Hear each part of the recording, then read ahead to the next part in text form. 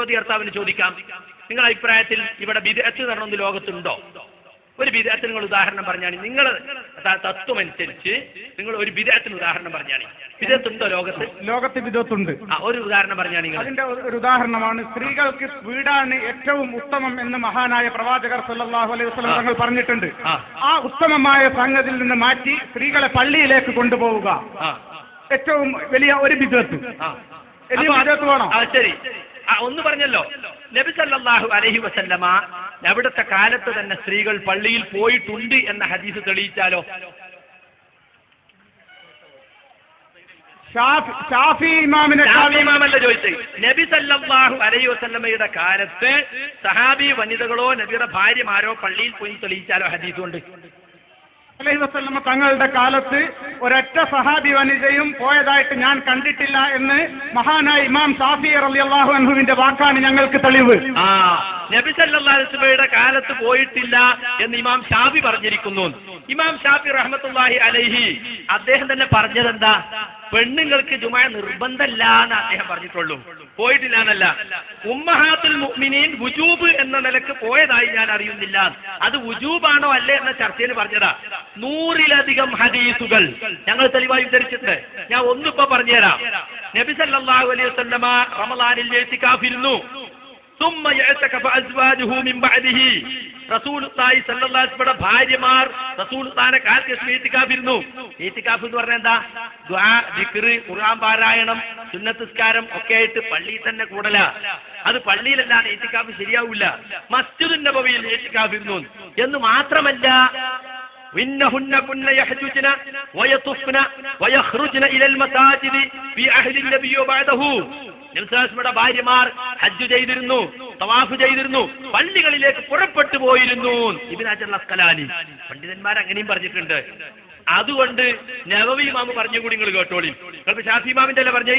വഖദ് നഖല ഇബ്നുൽ മുൻദിർ വഗൈറുഹു വൽ ഇജ്മാഅ അലാ അന്ന അൽ മർഅത ലൗ ഹളറത് വസല്ലത്തിൽ ജുമുഅത ജാസ.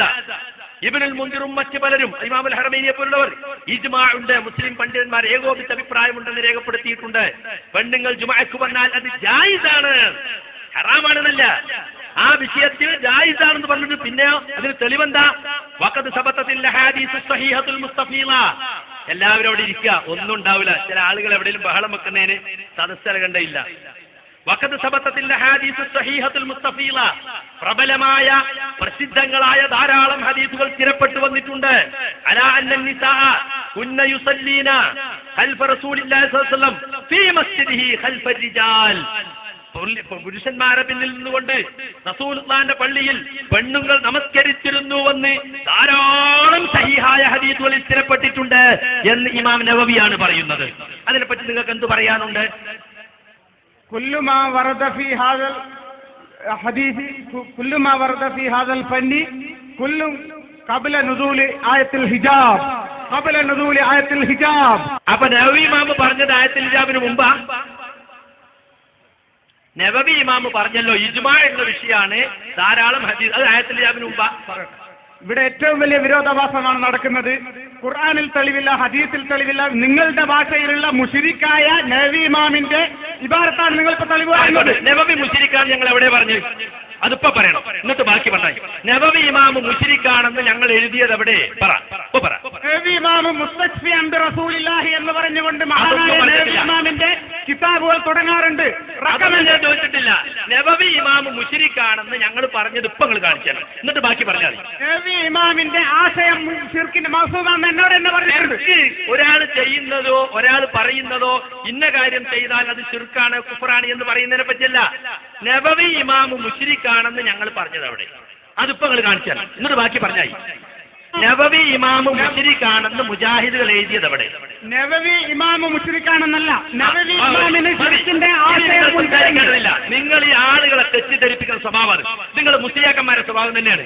നവവി ഇമാം മുശ്രിക്കാണെന്ന് ഞങ്ങൾ പറഞ്ഞിട്ടുണ്ട്, ഞങ്ങൾ എവിടെയും പറഞ്ഞിട്ടില്ല. ഒരുപാട് കാലമായി പച്ച കള്ള നിങ്ങൾ പറഞ്ഞു കിടക്കാണ്. നവവി ഇമാമിനെ സംബന്ധിച്ചോ ഷാഫി ഇമാമിനെ സംബന്ധിച്ചോ ആരെ സംബന്ധിച്ച് ഞങ്ങൾ മുശ്രിക്കാണെന്ന് പറയാറില്ല.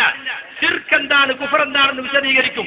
ആര് ശിർക്ക് ചെയ്താലും കുഫർ ചെയ്താലും ശിർക്ക് തന്നെ കുഫർ തന്നെ.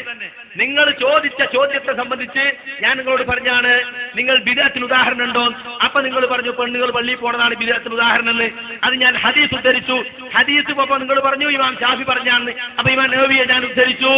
ആ കാര്യത്തിൽ നിങ്ങൾക്ക് യാതൊന്നും തെളിയിക്കാൻ കഴിയില്ല.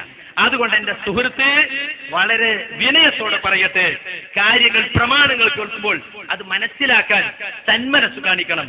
ഞങ്ങളെ സംബന്ധിച്ചില്ലാത്തത് നിങ്ങൾ പറയരുത്. നിങ്ങൾ പലയിടത്തുനിന്ന് പറയാറുണ്ട് നബി മുശ്രിക്കാണ് നിങ്ങൾ പറഞ്ഞിട്ടുണ്ട്, പലരും നിങ്ങൾ നോട്ടി നിറക്കിയിട്ടുണ്ട്. ഞങ്ങൾ പറഞ്ഞിട്ടില്ല. ഞങ്ങൾ ശിർക്കും കുഫറും വിശദീകരിക്കുകയല്ലാതെ നബി മുശ്രിക്കാണ് ഷാ മുശ്രിക്കാണ് ഞങ്ങൾ പറയാറില്ല.